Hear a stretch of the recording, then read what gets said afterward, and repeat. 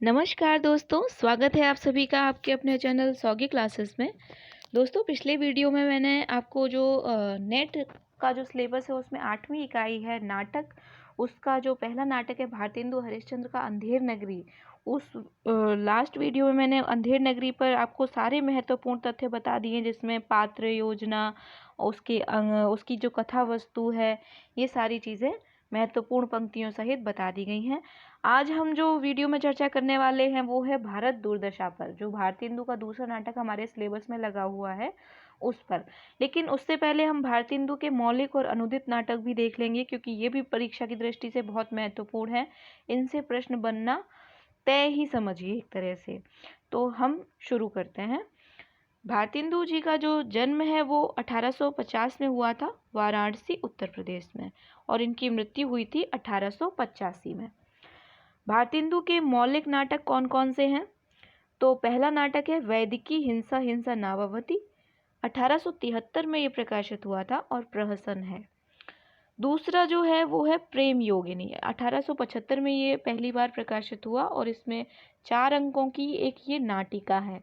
और जो तीसरा नाटक है वो है विशस्य विषमौषधम, 1876 में ये प्रकाशित हुआ और ये भांड है, एक पात्रीय नाटक के रूप में भी ये जाना जाता है। जैसे प्रश्न बन जाते हैं कि वैदिकी हिंसा हिंसा न भवति किस प्रकार का नाटक है। ऑप्शन में आपको ऐसे ही दिया होगा, नाटिका है, लास्य रासक है, तो वहाँ पर हमारा उत्तर बनेगा प्रहसन है। इस तरह से प्रश्न ये बनते हैं, तो आपको ये अच्छे से याद करना होगा। चौथा जो नाटक है चंद्रावली, ये 1876 में पहली बार प्रकाशित हुआ और ये एक नाटिका है।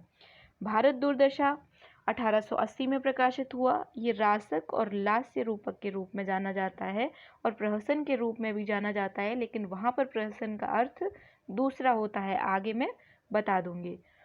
जो अगला इनका नाटक है वो है नील देवी, 1881 में पहली बार प्रकाशित हुआ और ये गीति रूपक है। अंधेर नगरी 1881 में प्रकाशित हुआ, ये प्रहसन है। सती प्रताप 1883 में प्रकाशित हुआ, ये पौराणिक आख्यान के ऊपर है और ये अपूर्ण है। प्रश्न बन सकता है कि भारतेंदु का अपूर्ण नाटक कौन सा है, तो वो सती प्रताप है। दोस्तों, अब बात आती है कि हम इनको याद कैसे करें क्रम से, क्योंकि हो सकता है परीक्षा में जब हम बैठे होते तो कई सारी चीज़ें हमारे दिमाग में चल रही होती हैं, वहाँ पर हमें सारे नाटकों का प्रकाशन वर्ष याद रहे तो ये तभी संभव है या तो हमने बहुत ज़्यादा प्रैक्टिस की हो उस चीज़ की, नहीं तो दूसरा तरीका ये है कि एक कोडिंग है जिससे आप एक पंक्ति याद कर लीजिए, तो अगर आप उनका एग्जैक्ट जो ईयर है वो अगर भूल भी जाते हैं तब भी आपका प्रश्न गलत नहीं होगा। तो यहाँ पर मैंने 2 कोडिंग बना रखी है। एक तो ये है हिंसा से प्रेम नहीं विष फैला और चंद्रावली की दुर्दशा हो गई, नील देवी भी अंधी होकर सती हो गई। इसमें आपके आ गई हिंसा से वैदिकी हिंसा हिंसा न भवति, प्रेम से प्रेम योगिनी, विष से विषस्य विषमौषधम, चंद्रावली से चंद्रावली, दुर्दशा से भारत दुर्दशा, नील देवी से नील देवी और अंधी से अंधेर नगरी और सती से सती प्रताप। ये कोडिंग अगर आपको अच्छे से याद हो जाती है तो ये याद कर लीजिए। एक और कोडिंग बना रखिए, अगर ये आपको ठीक लगती है तो आप इसे याद कर लीजिए। ये कोडिंग आपको स्क्रीन पर दिखाई दे रही होगी। वायवी प्रेमचंद्र और भारत ने नीले अंधेरे में सती को देखा। वैवी से 2 हो गए, वैदिकी हिंसा हिंसा नावावती और विशस्य विषमौषधम, प्रेम से प्रेम योगिनी, चंद्र से चंद्रावली, भारत से भारत दुर्दशा, नीले से नील देवी, अंधेरे से अंधेर नगरी, सती से सती प्रताप। ये सारे नाटक क्रम से हो गए। भारतेंदु जी ने नाटक के अलावा भी कई सारी विधाओं पर काम किया, जैसे काव्य कृतियाँ, अनुवाद, निबंध संग्रह। भारतेंदु जी ने स्वाध्याय से संस्कृत, मराठी, बांग्ला, गुजराती, पंजाबी, उर्दू भाषाएं भी सीख रखी थी। अब हम एक बार देख लेते हैं भारतेंदु जी के अनुदित नाटक कौन से हैं। ये दोस्तों बहुत ही महत्वपूर्ण है। इसको तो आप अच्छे से नोट्स अगर आपके पास नहीं है तो आप इस वीडियो से भी बना सकते हैं। इसमें जो पहला नाटक है रत्नावली, ये 1868 में प्रकाशित हुआ। जो मूल नाटक है वो है रत्नावली नाटिका, ये हर्ष ने लिखा था, संस्कृत भाषा में था, इसका ये अनुवाद इन्होंने किया था। दूसरा नाटक है विद्या सुंदर, ये 1868 में पहली बार प्रकाशित हुआ और चौर पंचासी का और विद्यासागर, ये 2 नाटकों का अनुवाद है। चौर पंचासिका के जो लेखक हैं वो चौर कवि हैं और दूसरे विद्यासागर के जो हैं वो यतीन्द्र मोहन ठाकुर हैं। और ये दोनों भाषाएं संस्कृत और बांग्ला में थे जिनका इन्होंने अनुवाद किया था। पाखंड विडंबन 1872 में प्रकाशित हुआ। प्रबोध चंद्रोदय मूल नाटक है और मूल नाटककार हैं कृष्ण मिश्र और ये संस्कृत भाषा में था। अगला जो है वो है धनंजय विजय, 1873 में पहली बार प्रकाशित किया गया। धनंजय विजय नाम से ही मूल नाटक है। कांचन कवि इसके रचनाकार थे और संस्कृत भाषा में ये मौजूद था जिसका इन्होंने अनुवाद कर दिया। अगला है सत्य हरिश्चंद्र, 1875 में ये पहली बार प्रकाशित किया गया। चंड कौशिक नाम से ये मूल नाटक है और मूल नाटककार है क्षेमेश्वर। बांग्ला भाषा का ये नाटक था। कर्पूर मंजरी 1875 में प्रकाशित हुआ। कर्पूर मंजरी ही नाम से मूल नाटक है और पंडित राजशेखर इसके मूल नाटककार हैं और ये प्राकृत भाषा में मौजूद था। अगला जो नाटक है वो है भारत जननी, ये 1877 में प्रकाशित हुआ। भारत माता नाम से मूल नाटक है और बांग्ला भाषा में ये उपलब्ध था पहले। अगला नाटक है मुद्रा राक्षस, ये 1878 में प्रकाशित हुआ। मुद्रा राक्षस नाम से ही मूल नाटक है और जो मूल लेखक थे वो थे विशाख दत्त और संस्कृत भाषा में था ये। अगला है दुर्लभ बंधु, ये बहुत इम्पॉर्टेंट है। 1880 में ये पहली बार प्रकाशित किया गया। मर्चेंट ऑफ वेनिस नाम से ये मूल नाटक था शेक्सपियर का और अंग्रेजी भाषा में था जिसका इन्होंने हिंदी में अनुवाद किया। ये नाटक हैं पूरे 9। इनको याद करने के लिए भी एक कोडिंग है, 2 कोडिंग बना रखी हैं। आपको जो भी सुटेबल लगती है, आपको जो जल्दी याद हो जाए वो इन दोनों में से आप याद कर लीजिए। पहली कोडिंग है रत्नावली सुंदर है इसलिए पाखंडी धनंजय और हरिश्चंद्र कब से मंडरा रहे हैं। भारत माता भी राक्षस के बंधन में है। तो रत्नावली से हो गई, रत्नावली सुंदर से है विद्या सुंदर, पाखंडी से है पाखंड विडंबन, धनंजय से है धनंजय विजय, हरिश्चंद्र से सत्य हरिश्चंद्र, मंडरा से है कर्पूर मंजरी, भारत से है भारत जननी, राक्षस से है मुद्रा राक्षस और बंधन से है दुर्लभ बंधु। दूसरा जो है कोडिंग आपकी स्क्रीन पर सामने ही है। रवि ने पाया धन, सत्य हरिश्चंद्र ने कर्पूर से लेकर भारत की मुद्रा बंधु को दी। तो इससे भी आप याद कर सकते हैं। भारतेंदु के 9 अनुदित नाटक हैं और 8 मौलिक नाटक हैं। तो कुल इनके 17 नाटक हैं जो बहुत ही महत्वपूर्ण है। इनका हर एक नाटक बहुत महत्वपूर्ण है। अब हम बात करेंगे भारत दुर्दशा की। दोस्तों ये 1880 में जैसे बताया पहली बार प्रकाशित जो हुआ 1880 में हुआ। ये वस्तुतः एक नाट्य रासक है लेकिन इसे प्रहसन भी कहते हैं, प्रहसन भी है। लेकिन अब सवाल उठता है कि प्रहसन कैसे है। प्रहसन इस स्थिति में है कि प्रहसन शब्द के 2 अर्थ हैं। एक तो ये कि मनोरंजन के लिए जो हास्यमय जो रचनाएं की जाती है जिसमें हास्य हो विनोद हो उनको भी प्रहसन कहते हैं। दूसरे अर्थ में काल्पनिक जो कथा वस्तु होती है उसके माध्यम से किसी उपदेश को देना चाहे तो वहाँ पर भी प्रहसन का अर्थ होता है कथा का। तो उस अर्थ में ये नाटक प्रहसन भी कहलाता है। इस नाटक में जो कुल 6 अंक हैं और ये नाटक प्रतीकात्मक नाटक है। प्रतीकात्मक नाटक कैसे है कि यहाँ पर भारत का भी प्रतीकात्मक मानवीकरण कर दिया गया है। भारत का जो उसके दोष हैं उनका भी मानवीकरण किया गया और प्रतीक के माध्यम से बात को रखने का प्रयास किया है लेखक ने। भारत दुर्दशा में कवि ने अपने सामने प्रत्यक्ष दिखाई देने वाले वर्तमान लक्ष्यहीन पतन की ओर उन्मुख भारत का वर्णन किया है। तो इसमें भारतेंदु की भारत के लिए जो चिंता है वो भी दिखाई देती है। इसमें जो महत्वपूर्ण तथ्य है वो सबसे महत्वपूर्ण है, इससे प्रश्न बनता है और आपको पता होना चाहिए कि इस नाटक में जो गद्य है वो खड़ी बोली में है और जो पद्य है वो प्रायः ब्रज भाषा में प्रयुक्त हुआ है। तो जहाँ पर भी लेखक गद्य में बात करवाता है पात्रों से वहाँ उसकी भाषा खड़ी हो जाती है और जहाँ पर गीत हैं या फिर कोई पद्यात्मक बातें हैं पंक्तियाँ हैं तो वहाँ पर उसकी भाषा ब्रज भाषा दिखाई देती है। भारतेंदु ने प्रतीकों के माध्यम से भारत की तत्कालीन स्थिति का भी वर्णन किया है और ये लास्य रूपक के नाम से भी जाना जाता है। अब हम देख लेते हैं इस नाटक के प्रमुख पात्र कौन से हैं। तो भारत है, जो एक सकारात्मक और जब हम देखते हैं कि सकारात्मक और नकारात्मक चरित्रों की जब योजना देखते हैं तो भारत नायक के रूप में हमें दिखाई देता है। लेकिन नायक का एक हमारे यहाँ भारत में परंपरात्मक जो नायक का रूप है कि बहुत ही मजबूत होता है, कितना भी वो उसको सताया जाए लेकिन विजय जो होती है वो नायक की होती है। लेकिन इस नाटक में ऐसा नहीं है। परंपरागत जो नायक के मूल्य हैं वो इसमें विघटित होते दिखाई दिए गए हैं, क्योंकि नायक जो भारत है वो अंत में मृत्यु को प्राप्त हो जाता है और बहुत ही दुर्बल स्थिति में पूरे नाटक में दिखाई देता है। अगला जो पात्र है वो है भारत दुर्दैव, जो शक्तिशाली खलनायक के रूप में इसमें चित्रित किया गया है और इसका आगमन जो है वो तीसरे अंक में होता है।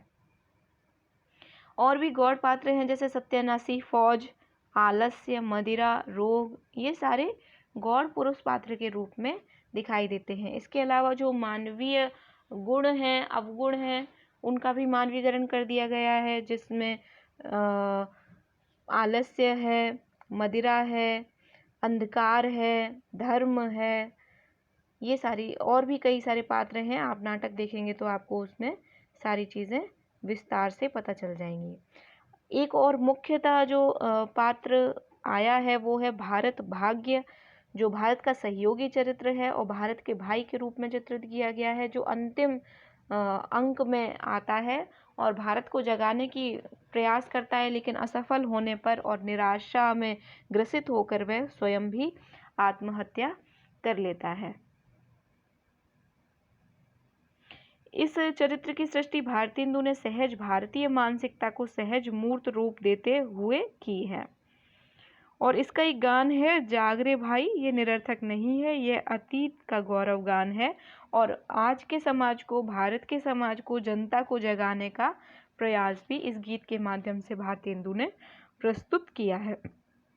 इसके अलावा और भी पात्र हैं जो देश उद्धार के लिए, कुछ लोग जो हैं वो सभापति, एक बंगाली एडिटर, कवि आदि भी आपको इस नाटक में मिलेंगे।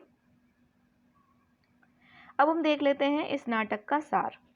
हम अंकों के हिसाब से देखेंगे क्योंकि प्रश्न भी बन सकता है। ऐसे तो कथा सभी को पता होती है कि नाटक में क्या है, लेकिन अंक के क्रम से कथा क्या है वो समझना जरूरी है।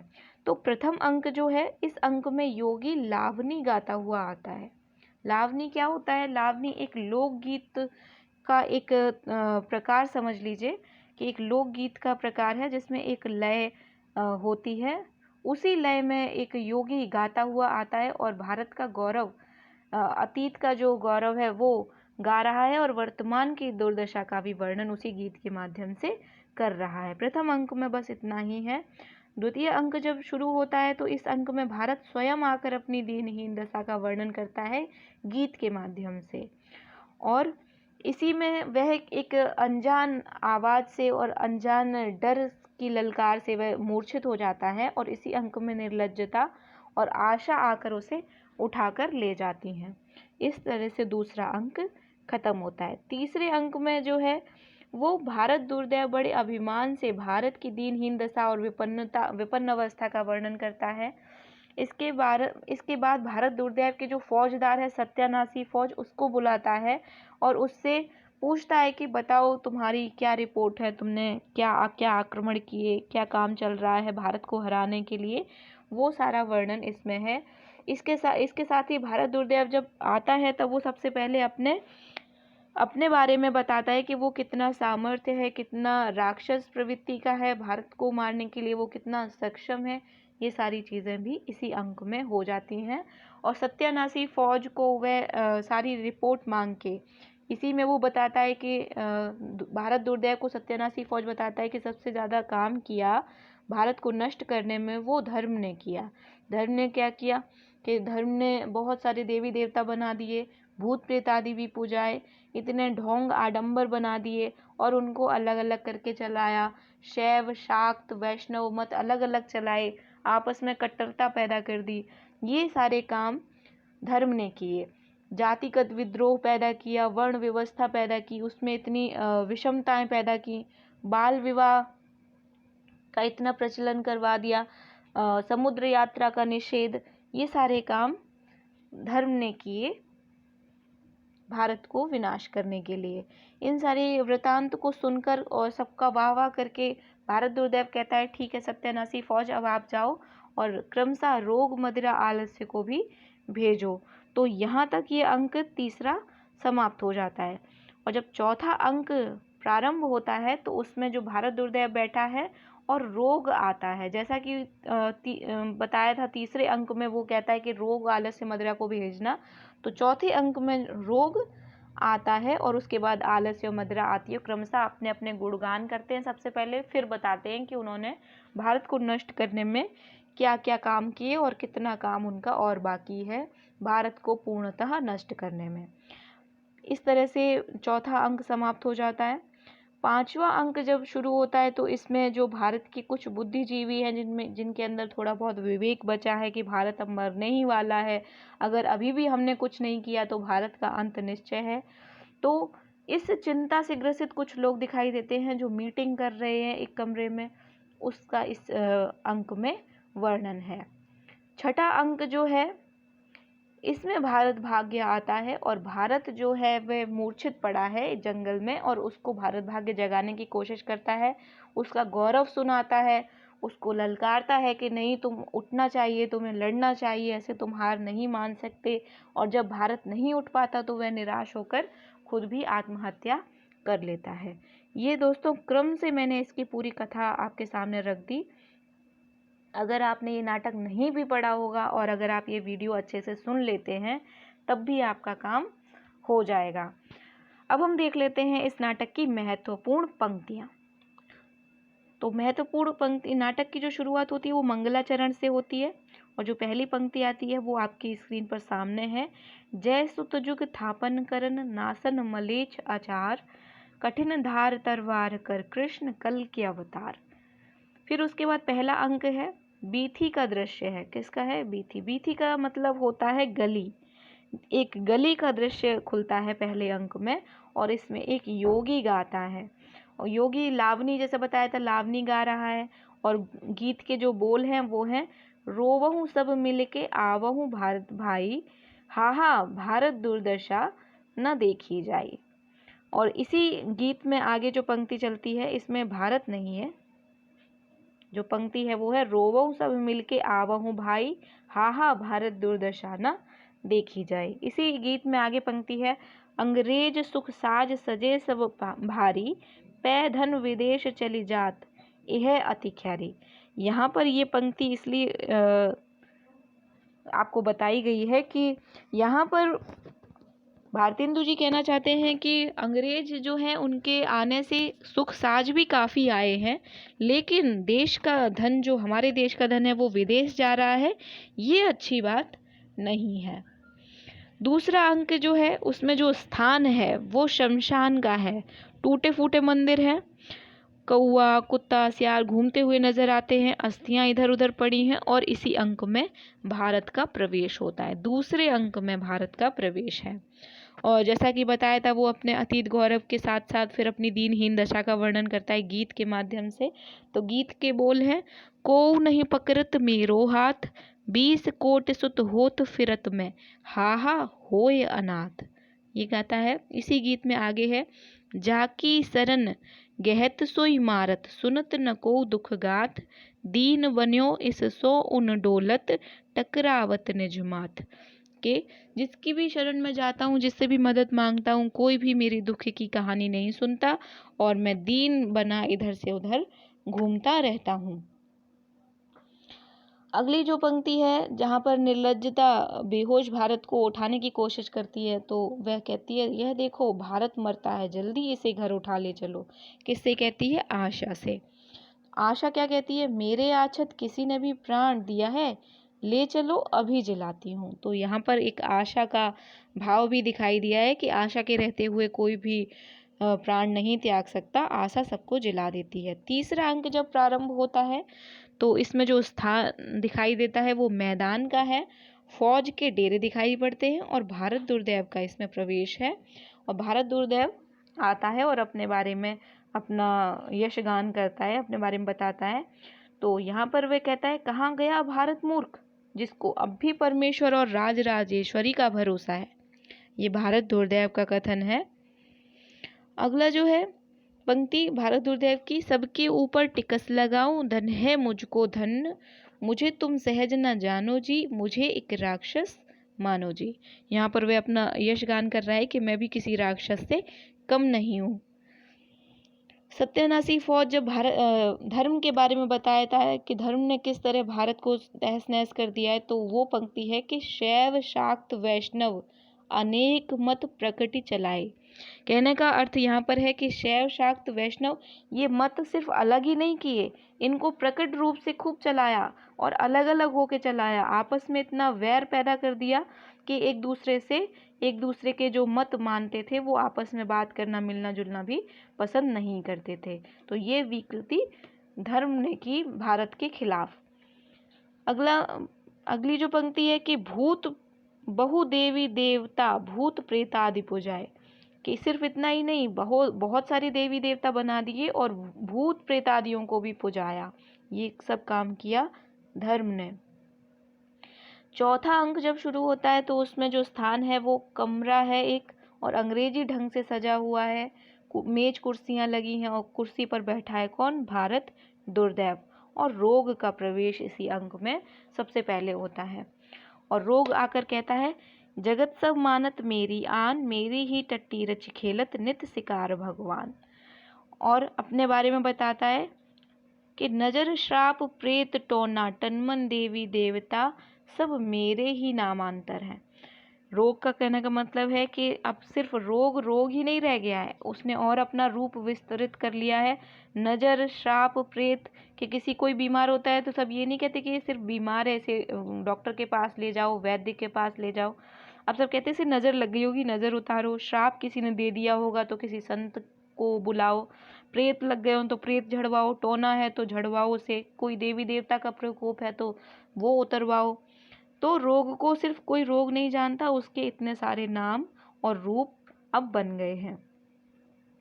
रोग कहता है कि अब बचाने के लिए उनके पास कोई भी नहीं बचा है। भारत के पास धन्वंतरी और काशीराज देवोदास का अब समय नहीं, और ना ही सुश्रुत बाघभट्ट चरक ही है, कोई भी नहीं है उनको भारत को बचाने के लिए।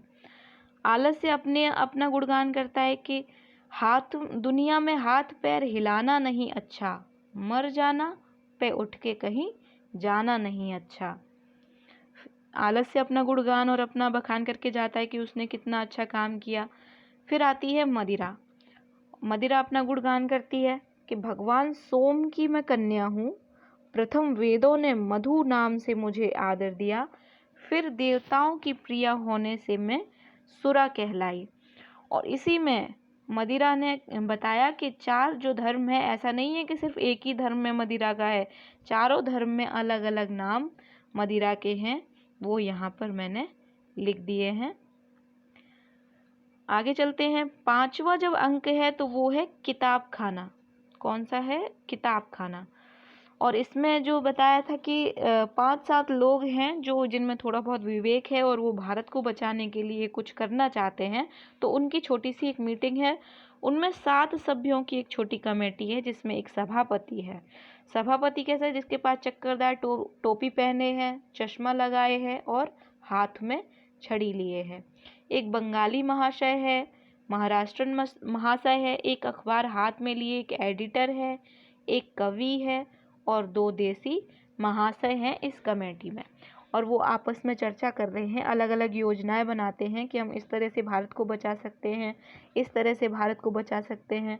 लेकिन इनकी जो सभा है वो अपने आप में एक व्यंग बन जाती है कि कोई भी अच्छा उपाय नहीं निकलता, और लास्ट में जो है वो डिसलॉयल्टी आकर, जो भारत दुर्दैव ने भेजी थी वो आकर इस सभा का खंडन कर देती है, और जो सभापति है उसे ले जाती है कि तुम लोग सब सरकार के खिलाफ योजना बना रहे हो, इसलिए मैं तुम्हें गिरफ्तार कर रही हूँ। इस अंक में एक कथन है जो ध्यान देने योग्य है, जो एक एडिटर के द्वारा कहा जाता है कि एजुकेशन की एक सेना बनाई जाए, कमेटी की फौज, अखबारों के शस्त्र और स्पीचों के गोले मारे जाएं। ये एक योजना है कि भारत दुर्दैव को इस तरह से भी हम हरा सकते हैं अगर ये उपाय हम करें। लेकिन जैसा कि बताया, इस मीटिंग का कोई भी निष्कर्ष नहीं निकलता, ये वहीं पर स्थगित हो जाती है। अब शुरू होता है छठा अंक। इसमें जो स्थान दिखाया गया है वो गंभीर वन का मध्य भाग है कि घना जंगल है और भारत एक वृक्ष के नीचे अचेत पड़ा हुआ है और भारत भाग्य का प्रवेश होता है। भारत भाग्य यहाँ पर एक गीत गाता हुआ आता है और वह भी एक लोकगीत है और उसकी जो राग है वह है चैती गौरी। ये याद करने के लिए इम्पॉर्टेंट है क्योंकि दो गीतों का नाम आया और उनके अलग अलग रागों का नाम भी आया है, तो प्रश्न इससे बन सकता है। और जो गाता है उसके जो शुरुआती बोल हैं गीत के वो हैं जागो जागो रे भाई, स्वत निस बैस गवाई, जागो जागो रे भाई। इन पंक्तियों के द्वारा भारतेंदु ने भारत की जनता को जगाने का प्रयास भी किया है। दोस्तों, अब हम आलोचकों के मत देख लेते हैं कि भारतेंदु के बारे में और भारतेंदु के नाटक के बारे में जो मुख्यतः जो आलोचक हैं वो क्या कहते हैं। तो आपका इसी वीडियो में ये तथ्य भी सारे क्लियर हो जाएंगे, क्योंकि जो अब नेट प्रश्न पूछता है वो कहीं से भी पूछ सकते हैं, तथ्यात्मक भी हो सकते हैं वो, और मत भी पूछ सकते हैं कि किस आलोचक ने किसके बारे में क्या कहा, इस तरह से भी प्रश्न बनता है। तो जो आपके सामने है सबसे पहले कि भारतेंदु हरिश्चंद्र का प्रभाव भाषा और साहित्य दोनों पर बड़ा गहरा पड़ा। कहने का मतलब भाषा और साहित्य दोनों पर ही बहुत गहरा पड़ा। उन्होंने जिस प्रकार गद्य की भाषा को परिमार्जित करके उसे बहुत ही चलता, मधुर और स्वच्छ रूप दिया, उसी प्रकार हिंदी साहित्य को भी नए मार्ग पर लाकर खड़ा कर दिया। ये कहते हैं आचार्य शुक्ल। अगला जो है, भारतेंदु ने अनुवाद करने के लिए जिन नाटकों को चुना वह सोद्देश्य है। कहने का मतलब है, बच्चन सिंह कहते हैं कि जो नाटक उन्होंने अनुवाद किए उनका कोई ना कोई उद्देश्य था। उन्होंने जनता को जागरूक करने के लिए या फिर उन्हीं नाटकों का अनुवाद किया जिसमें कुछ ना कुछ ज्ञान मिले, कुछ उपदेश मिले, उन्हीं नाटकों का उन्होंने अनुवाद किया। ये कथन था बच्चन सिंह का। अगला जो कथन है, भारतेंदु ने नाटक लिखने की शुरुआत विद्या सुंदर के अनुवाद से होती है, कि उनके जो नाटक लिखने की उन्होंने शुरुआत की वो विद्या सुंदर से की। बच्चन सिंह का ये कथन था। आगे है, वे अर्थात भारतेंदु वर्तमान हिंदी गद्य के प्रवर्तक माने गए।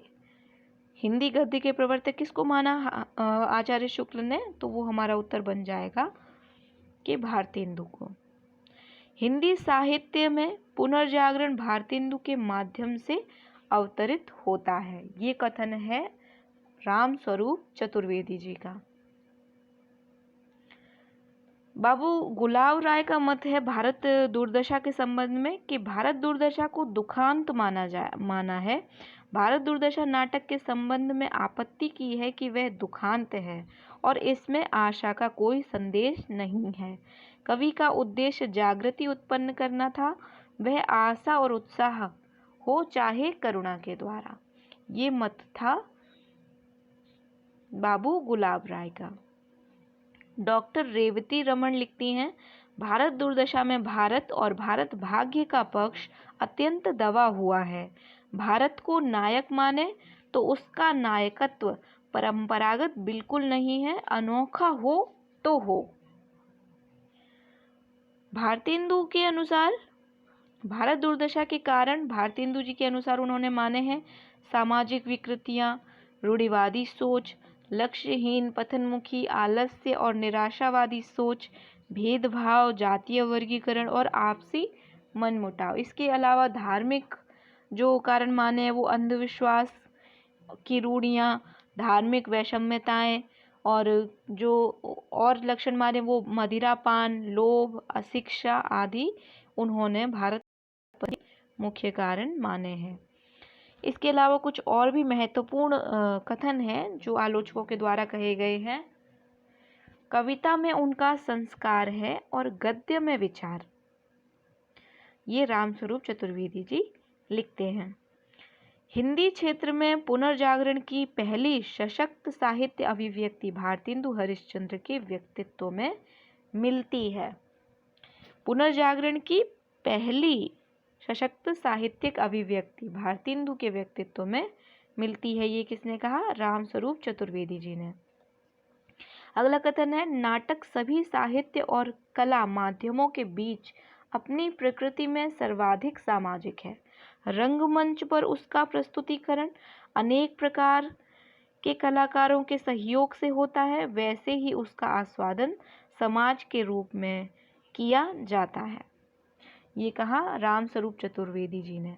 इन्होंने यही कारण माना कि भारतेंदु ने नाटक को ही क्यों चुना। अपने सबसे ज़्यादा जो उन्होंने कृतियाँ की, वैसे तो उन्होंने और भी विधाओं पर काम किया, लेकिन जो उनका काम नाटक के लिए है उतना सशक्ति से शायद और कोई नहीं है। तो उन्होंने इसीलिए चुना क्योंकि एक सर्वाधिक सामाजिक है नाटक। तो मुझे ये कथन उस तथ्य को ध्यान में रख के महत्वपूर्ण है। ये रामस्वरूप चतुर्वेदी जी ने लिखा है। अगला है, पुनर्जागरण की व्यापक सामाजिक चेतना की अभिव्यक्ति के लिए नाटक ही सर्वाधिक उपयुक्त माध्यम था। यूं गद्य के क्षेत्र में नाट्य माध्यम का पहला चुनाव करके भारतेंदु ने अपनी सही ऐतिहासिक दृष्टि का परिचय दिया है। ये कहा रामस्वरूप चतुर्वेदी जी ने। अगला है, भारतेंदु विचारों से जितने आधुनिक थे उतने संस्कारों से नहीं, और यह स्वाभाविक था। पहले विचार बदलते हैं, तब संस्कार उनका अनुसरण करते हैं। ये कथन है रामस्वरूप चतुर्वेदी का। आगे है, अंधेर नगरी को समकालीन क्लासिक की कोटि में गिना जा सकता है। अंग्रेजी राज पर तत्कालिक रूप में और शासन सत्ता की प्रकृति पर शाश्वत रूप में यह सरल शैली में लिखा गया, पर उतना ही तीखा व्यंग्य है। इसे प्रहसन कहकर हम इसकी पूरी नाट्य प्रक्रिया का सरलीकरण कर लेते हैं। ये कथन है रामस्वरूप चतुर्वेदी जी का। अगला है, शासन सत्ता का अंधापन और अंधेर इस नाटक का मुख्य उपजीव्य है। तत्कालिक संदर्भ ब्रिटिश राज्य का अन्याय है। ये दो कथन जो हैं वो अंधेर नगरी के बारे में कहे हैं। तो आपको ये याद रखना है कि अंधेर नगरी से संबंधित ये दोनों कथन कहे हैं। अब हम देख लेते हैं इनसे संबंधित प्रश्न। पहला है, निम्नलिखित में से भारतेंदु हरिश्चंद्र का कौन सा नाटक क्षेमेश्वर कृत चंड कौशिक के आधार पर लिखा गया है? ये यूजीसी नेट के 2017 के जनवरी के पेपर में आ चुका है। तो इस वीडियो को देखकर आप आराम से इसका उत्तर दे लोगे कि चंड कौशिक के आधार पर कौन सा है। तो आपको देख के ही पता चल गया होगा कि सत्य हरिश्चंद्र, मैंने बताया था कि जो उनके अनुदित नाटक हैं वो सत्य हरिश्चंद्र जो है वो चंड कौशिक का अनुवाद है। क्षेमेश्वर जिसके मूल रचनाकार हैं और बांग्ला भाषा में लिखा गया था और 1875 में पहली बार प्रकाशित हुआ था। दूसरा प्रश्न है, निम्नलिखित में से भारतेंदु हरिश्चंद्र का कौन सा नाटक भाण है? तो ये भी आपको पता चल गया होगा क्योंकि जब मौलिक नाटक लिखवाए हैं तो उसमें मेंशन है, तो उसका उत्तर आपको पता चल ही गया होगा कि विशस्य विषमौषधम इसका उत्तर होगा। ये 2016 का प्रश्न है। और जो संभावित प्रश्न है वो इस तरह से है कि भारतेंदु हरिश्चंद्र का पहला मौलिक नाटक कौन सा है? तो वैदिकी हिंसा हिंसा ना भवति पहला इनका मौलिक नाटक है। अगला है, भारतेंदु के कुल नाटकों की संख्या कितनी है? तो बताया था मैंने शुरुआत के में ही 17 कुल नाटकों की रचना उन्होंने की है। भारतेंदु ने किस संस्था की स्थापना की? 4 ऑप्शन है, आर्य समाज, तदीय समाज, ब्रह्म समाज, प्रार्थना समाज। तो ये समाज तो सारे उस समय पर थे। इस समाज की उन्होंने स्थापना की थी, तदीय समाज की स्थापना भारतेंदु ने की थी। भारतेंदु के समय साहित्य का केंद्र था। तो इस प्रश्न का भी उत्तर इसी वीडियो में था, क्योंकि जब मैंने आपको शुरुआत में लिखाया था कि उनका जन्म कहाँ हुआ, तो वाराणसी में उनका जन्म हुआ। तो जाहिर सी बात है कि वो वहीं पर रहते थे। तो भारतेंदु जब अपने पूरे काल के साहित्य के केंद्र में स्वयं भारतेंदु हैं, तो भारतेंदु जहाँ पर रहेंगे वही साहित्य का भी केंद्र होगा। तो जाहिर सी बात है कि जो काशी है वो साहित्य का केंद्र भारतेंदु के समय में था। तो दोस्तों, आज हमने भारतेंदु और दुर्दशा इन सब पर हमने विस्तृत चर्चा कर ली। अगर आपको इससे संबंधित कोई और प्रश्न पूछना हो तो आप मुझे कमेंट करके बता सकते हैं। आपको ये वीडियो कैसी लगी वो भी बता सकते हैं। अगर ये अच्छी लगी तो आप अपने दोस्तों के साथ शेयर भी ज़रूर करें, और अगर पहली बार देख रहे हैं तो चैनल को सब्सक्राइब करना तो बिल्कुल ही ना भूलें, क्योंकि बहुत नुकसान हो जाएगा। आने वाले जो महत्वपूर्ण नाटक के वीडियो हैं उसके नोटिफिकेशन आपको नहीं मिलेंगे। तो चैनल को सब्सक्राइब करना ज़रूर कर दें उसको, और अपने दोस्तों के साथ भी शेयर करें। अगली वीडियो के साथ जल्द ही मिलते हैं। नमस्कार।